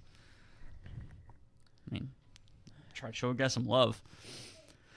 Vikings at Chargers. Vikings. I'm going to take the Chargers. Are you okay? I don't... Fucking Carl's got me pissed off, okay? Fuck Carl taking the Chargers. I've seen that defense. I've seen that offensive Hey, line. I'm rooting for you. I'm rooting for you. Is Okay. Joe Alt back? Does anybody know Joe Alt back? I haven't heard anything. Okay. Which gives me more faith that you will be right. But fucking Carl and his Carl antic bullshit taking the Chargers. I'm going to lean Chargers. I don't know why. Fucking Carl, that's why. Yeah, okay. Dolphins at Atlanta. Hear me out. Dolphins at Lake Chase Center. Gonna take Atlanta. 13-10. I'm going to one-up you here. I'm also taking Atlanta. Coming off of a tough loss. And the fact that the Dolphins fucking suck. Michael Penix, Legacy Day. Right? 17-3. I'm going Atlanta. Jets at Bengals. I'll take the lead on this one. What time is it? Won't be long. Just trust me. Hold on. I have to compose myself. The Jets improve upon their points per game. Get 20. The Bengals somehow manage with Joe Flacco. 21. And Jamar Chase. Has 47 targets on 48 dropbacks. Joe Flacco got sacked one time. And Tyrod Taylor will be benched by halftime. So realistically, and when you say benched, what is going to be broken on Tyrod so the backup quarterback He's going to get sacked. can then be great? He's going to be sacked right there at the end of the second quarter, getting ready to go into halftime by Trey Hendrickson, who's just about to find out that he's being traded to San Francisco. Stop. No. You like to do it. I get to do it. So, remember what happened when he was a Charger? I'm not saying his lung gets collapsed, but they go to give him a cortisol shot, right? He lands hard on his right shoulder. They go to give him a shot, and they block the nerve. He can no longer feel his fingertips. Mind you, at this time, they are up 17-3 going into half. I mean, if that happens, I think they're down 17-3 at half, and Justin Fields rallies them back to score 40.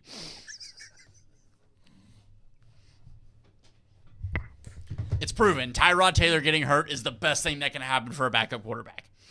Or stabbed in the lung. But that's neither here nor there. Browns at Patriots. Oh, Patriots. Yeah, Patriots. So the Browns aren't going to go on a streak here? No. No. Okay. I'm sorry, Dylan. It's going to be close. I'll say that. The Patriots like to play it close to the heart. But yeah, Patriots. Giants at Philly. I love this game. This game will be on the big TV. I'm taking the Giants. I want to take the Giants. I do. This could be a make or break game for the Giants. After You guys last go, year's- and then I've got something. After last week's, Well, I want to take the Giants because exactly what I took. Why I took the Giants last week. Philadelphia has a winning record. to me, like I said, this is going to be the Giants either after what happened last week. If they go out and get just housed, I think they're done for the season. I've picked.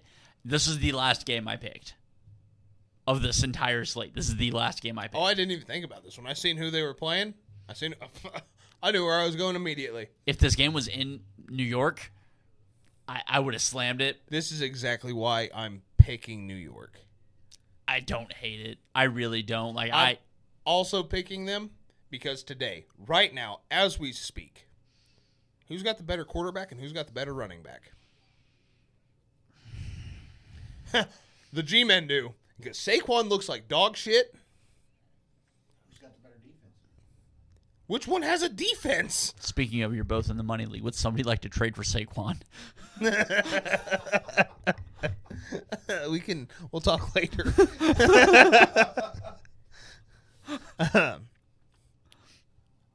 I might even throw money on this game. I'm going to lose it. I understand that. I might throw money on this game. I'd go money line, not the. No. Well, I know they're gonna be dogs. So take the points.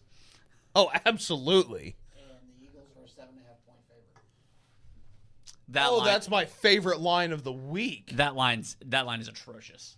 I need to take that right now. Yeah, that line's ridiculous. 7.5? The Eagles should be 7.5 over anybody, Especially Except a divisional except game. The Bills are a 7.5 favorite over the Panthers. That should be the case. I mean, I'm also willing to take Carolina on that. Oh, no, I agree. it's in Carolina.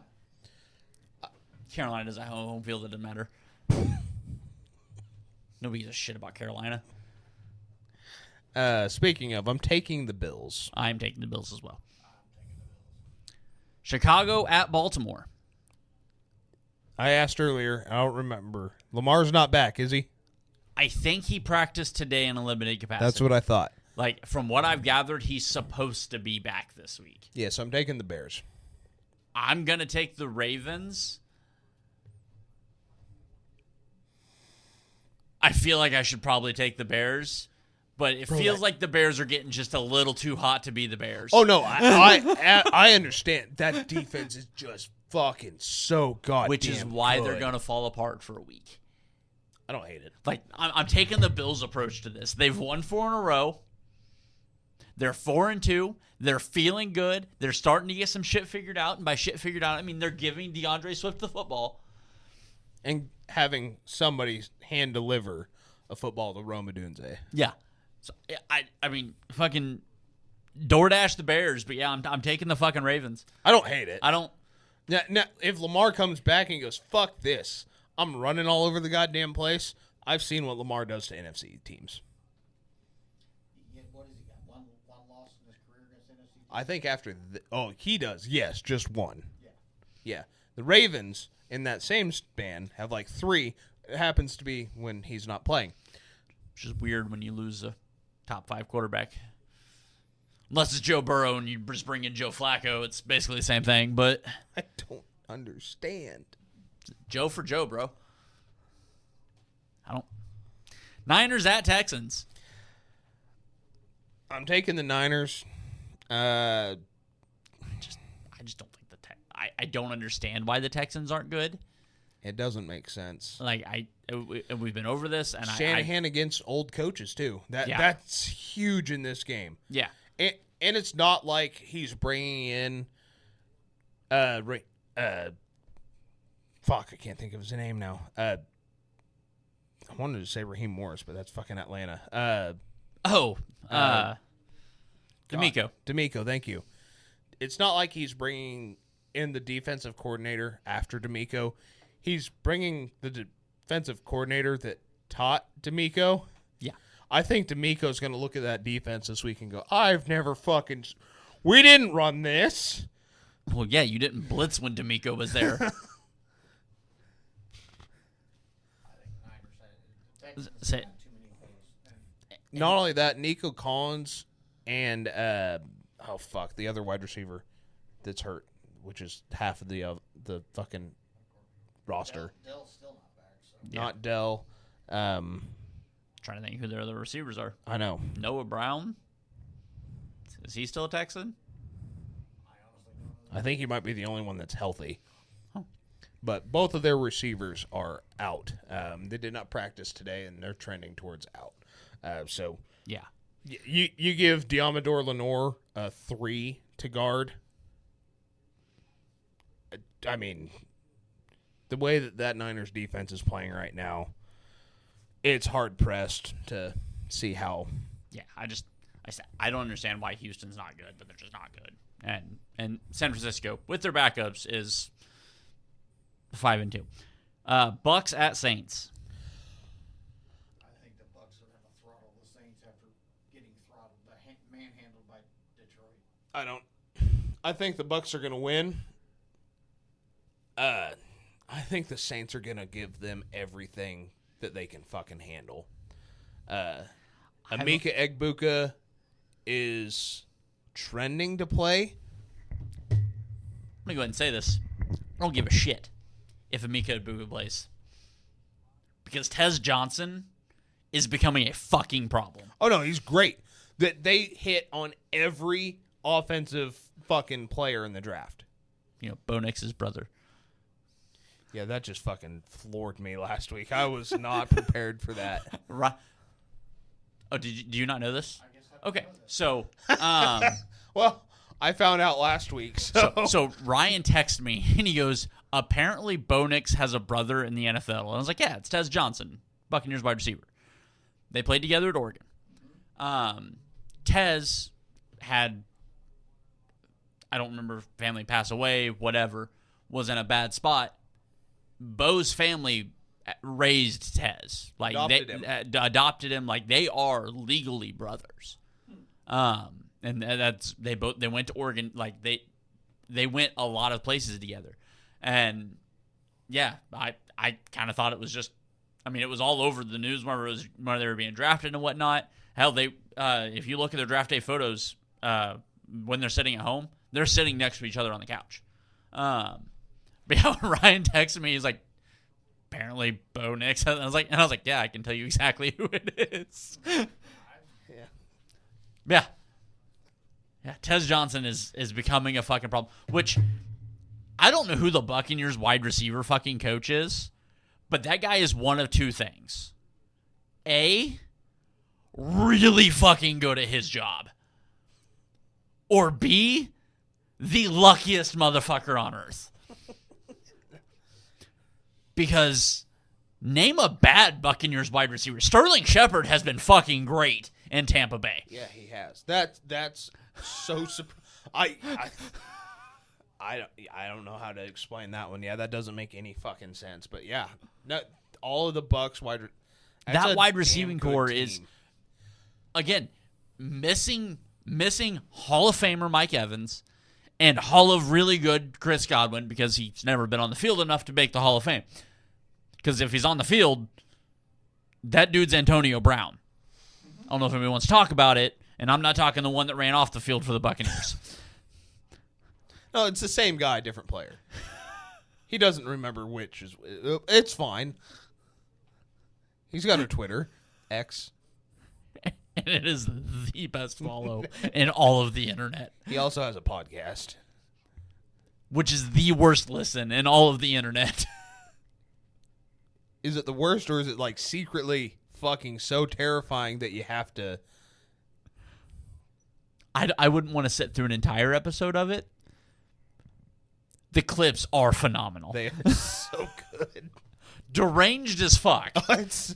Unhinged as a motherfucker. I go off on a lot of rants. He makes connections that I could only dream about. Well, that's probably where we got it. Because the wires aren't connected. They're sorting across. Yeah, it's fucked. Dallas at Denver. Denver. Close. Because that's what Denver likes to do, apparently. But Dallas is not a good football team. Dallas will be leading at the end of the third quarter. Yeah, but by how much? Yeah. Obviously 26. So Titans at Colts. That's weird. You guys both seem pretty locked in. Taking the Titans. 14.5 point favorites. I'm gonna say this, which feels gross to say in an NFL game. That's it. I feel like I need to change over to the Titans because of the point spread. Hey, you said you were taking them till they won. I know I did, and I feel like I almost need to right now. The Colts are the better team. Yeah, but I think the Colts play the Titans, and then Remember when we Denver? So did they overlook the Titans? You remember when we started this, and it was this exact game, and you and I argued, and then 4 weeks later, we argued and we flipped. Yeah, I do. It was the exact opposite the first time around. You said, I'm taking the Colts. I was like, why? The fucking Titans are the Titans are a way better team. Like, that's a playoff, that's a Super Bowl hopeful team. You said, I don't know. I just don't like it. I'm not doing that. I remember, though. And if it happens, I'm bringing it up on the next episode. Because that means that we are definitely on to patterns here. I'm taking the Colts. I do not like this game. The PTSD that me and you are going to suffer in the psych wards is going to be fucking elite. Green Bay at Pittsburgh. I'm taking the Steelers.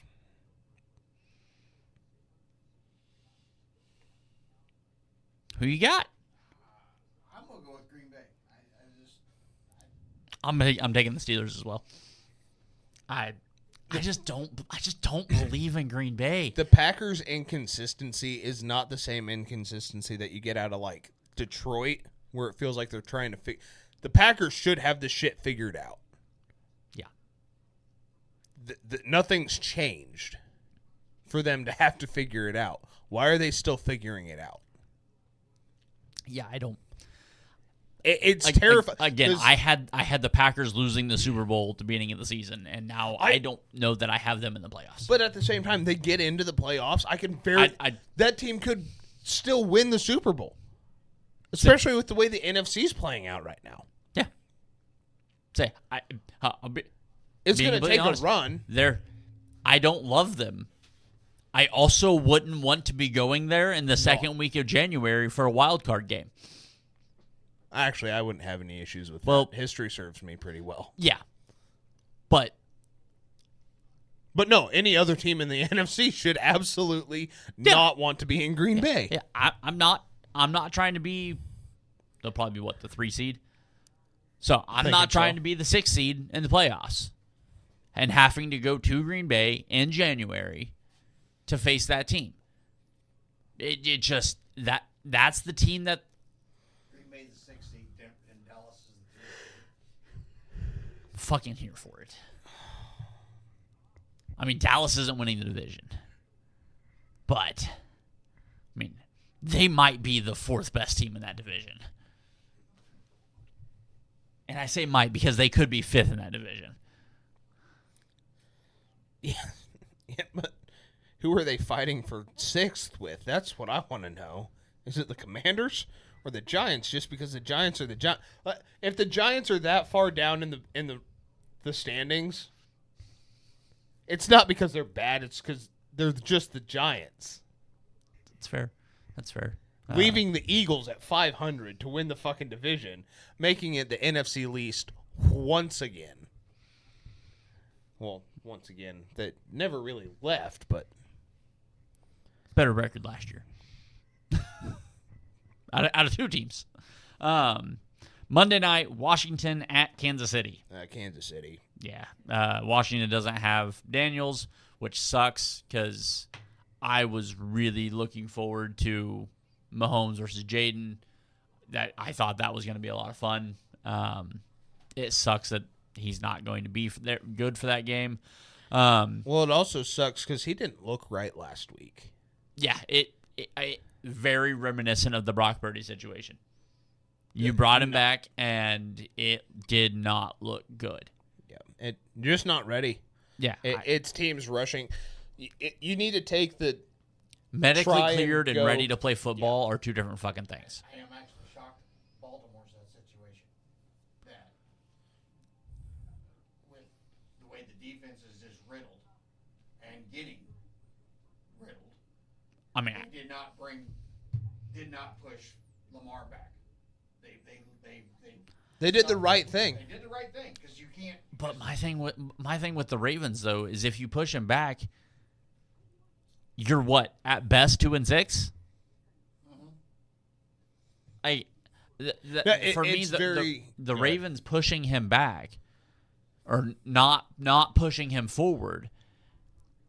Hell, at this point, I'm not bringing Lamar back.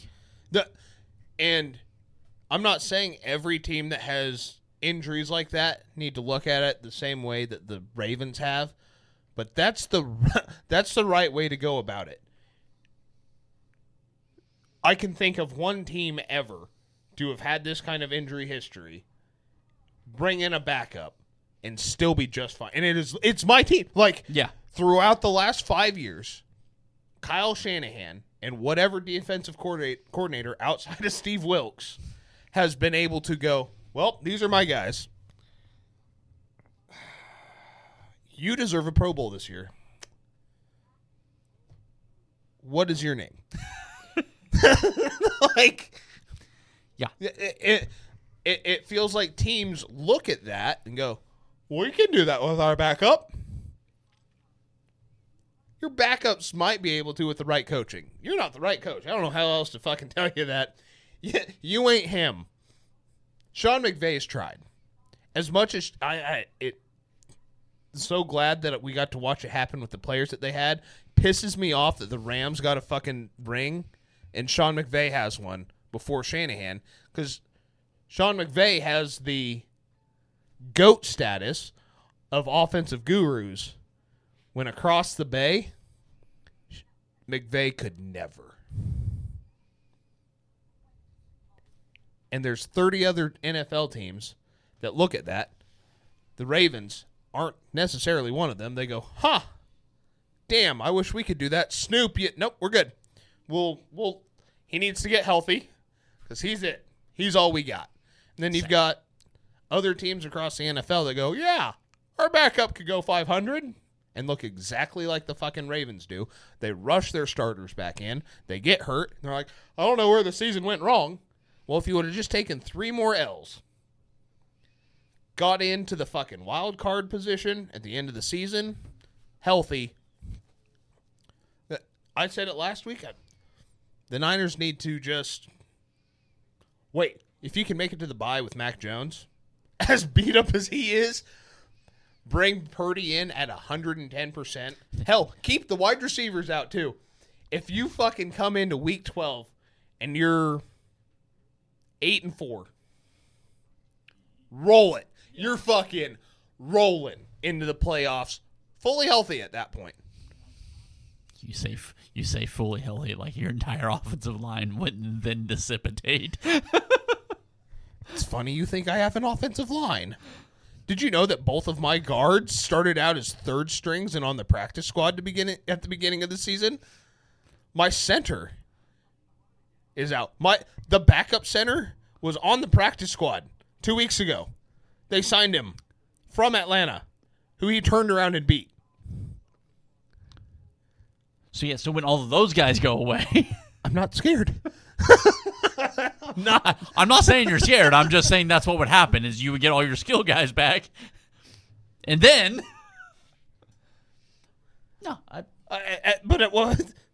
What's Trent Williams going to go from like the greatest left tackle of all time to a mediocre, average left tackle?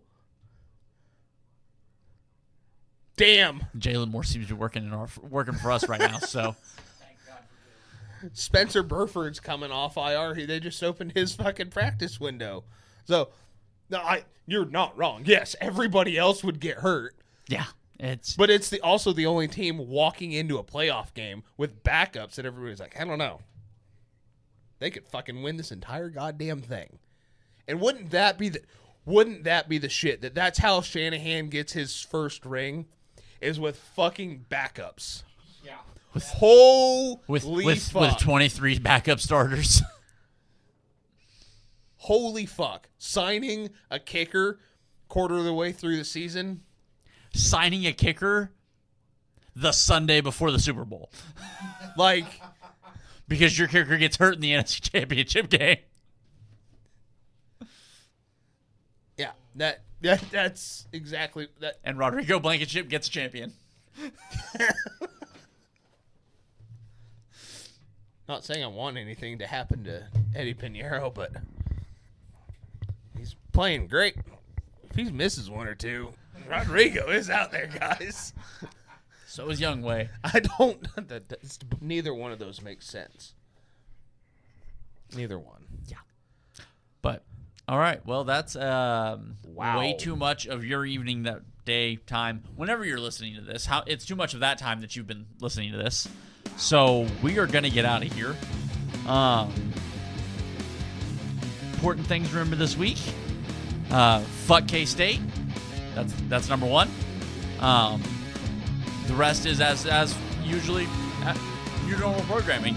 Be kind to each other, love one another, and always remember, fuck the Cowboys and K-State. And the Dodgers. We're going to go ahead and throw that.